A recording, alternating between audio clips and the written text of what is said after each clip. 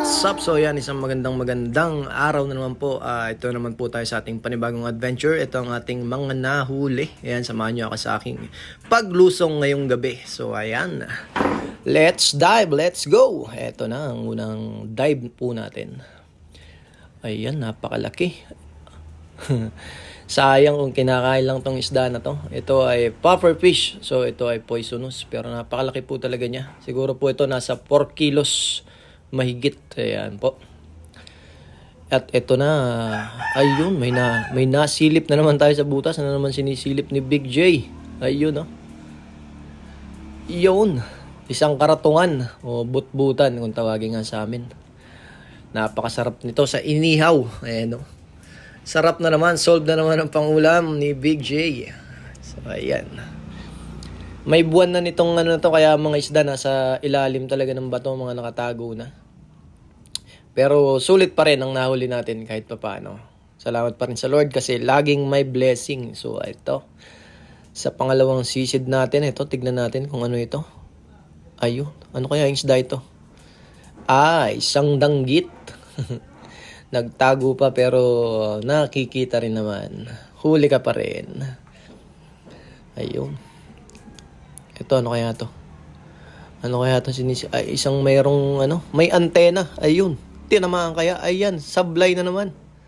Sablay si Big J. Ayan, napakagalaw ng camera. So, pasensya na po sa atin. At talaga naman napakalikot din itong ating hinuhuli. Ito ay isang lobster. So, mailap po. Kasi may buwan na nga. Pag may buwan, maliwanag po ang ilalim ng dagat. Kaya ayan, mailap po ang mga isda. At patunay po itong lobster. Ayan. Nadakot pa rin natin. Nahuli pa rin natin tong lobster na to. Ang sarap pang ulam. Ayun, binalikan natin yung pana natin. Ito pala yung bagong gawa natin na pamana. So, nasira na yung una nating ginagamit. So, eto na. Eto, favorite ng aking papa. Ayan, shoutout kay Papa June. Ayan, sa kanyang favorite. So, ito ang para sa'yo. Gulaman, kung tawagin po sa amin dito sa Morong. Pa-comment down below kung ito ay kinakain din sa inyong lugar. Ito ang masarap. Ayan, tamaan kaya, nahuli kaya. Ayun, sa pulang surahan. Surahan o yung unicorn fish. Sa amin kung tawagin po ito ay machine gunner. Hindi ko po alam kung bakit machine gunner. Siguro dahil parang may baril siya sa kanyang noo. Pag ito ay mas malalaki pa rito. So malapad na po ito. Sulit na at masarap sa panghihaw. Solve na naman ang pangulam ng aking papa. Ayun. Ano kaya to? Danggit. So ayan, huli na naman ang danggit. Masarap sanang mamana nitong panahon na to. Kaso talagang hindi mo maiwasang lulutang agad kasi malakas ang agos at may alon. So ayan. Kaya ito kung mapapansin nyo, may labo tong dagat na sinisisira natin. Kasi kaya yari nga ng malalakas na ulan at bagyo po rito sa atin sa Pilipinas. Kaya ayan ang epekto. Ayan, nakakita na naman tayo. Ayun, no? Nakakita na naman may sungay. Lobster, mahuli kaya. Ayun.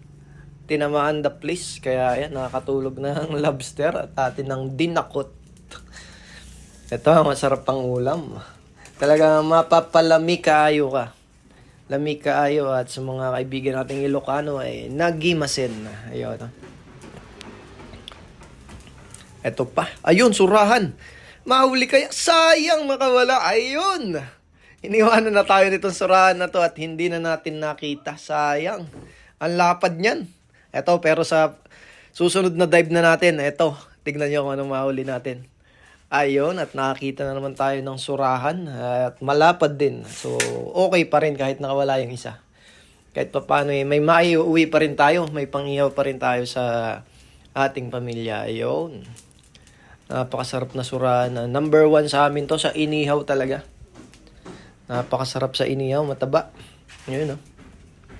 So, itong panahon na to, talagang naglalabasan ng mga surahan dito po sa amin. Pagka medyo may alon, ayan, nasa gilid-gilid lang ang mga surahan. Ayan, no? Ayun, no, may buwan na. Nakita na yung buwan, pinakita ko sa camera. Maliwanag na talaga. Maliwanag ang ilalim. Ayun, huli ang balangitan. O, palos. igat. So ayan, isang mabagsik na igat po ang ating nahuli. So ito pong palos na to ating idinaing. So napakasarap niya sa dinaing. Talaga namang malasa. Hindi mo malalasahan yung lansa. Ayun, no? Tignan nyo kung paano kagatin yung ating pamana. Ayun, no? Kumakagat siya talaga ng lalaban at ito na ang ating mga nahuli. So kung hindi ka pa nakasubscribe, please subscribe to my channel, Big J TV. So maraming salamat po sa inyong palaging panonood at pagsuporta sa ating mga vlog. Ayan, maraming salamat po. Hanggang sa muli. Paalam, Big J!